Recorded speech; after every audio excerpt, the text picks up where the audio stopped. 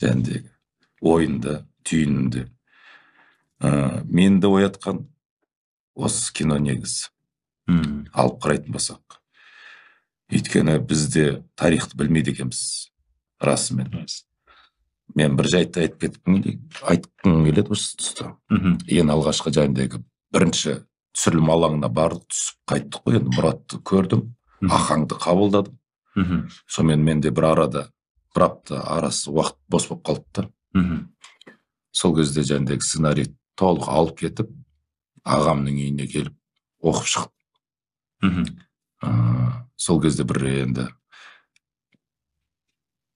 есімдегі сәтте қалған нәрсе өмір бойы мен жүрегімде қалып қалған шығар. Бір жақсысы сол уақытта ағамның үйінде ешкім болған жоқ. Ана сценарийді оқып болып, мен бір өксіп жылайын ана жерде. Тоқтай алмаймын, білмеймін.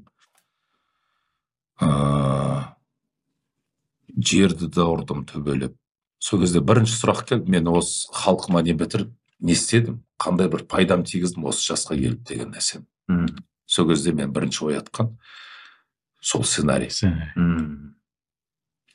Ахаңдардың, жақаңдардың еңбегін мен білмейді екем ғой. Кім үшін күресіп кеткен, не істеп кеткен, мен қандай опасыз едім, бұл кісілерді танымай келген деген. Сол кезде мен өз-өзімді жеп қоя жаздадым іштей. Қатты әсер берді. Былай тұрғанда біз осы уақытқа дейін бізге неге бермейді, неге бізге үйтпейді, бізге не алмайды деген мәселе. Неге деген. Жоқ, неге емес. Мен не бердім? Мен не істедім деген нәрсен мені қатты ойландырды. Сол кезден бастап мен Мұратқа деген, осы азаматтарға деген құрметім үлкен артты десем де болады. Бұл кісілердің жүріс-тұрысы, еңбекқорлығы, талаптанып жатқаны, ойындағы жәндегі өнері, талабы, үлкен талап қойып отыр ғой енді өздеріне. Әрине. Талғамына.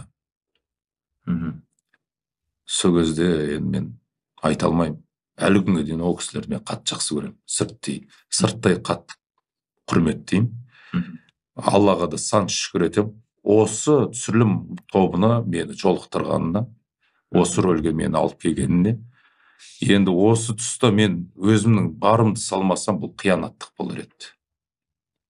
Өйткені бұл кезде әлі Міржақып Оян қазақ киносы жайында әлі айтылған да жоқ. Сол жердегі енді басты кейіпкер Байғали ағамыз болды. Ахмет ұстазында.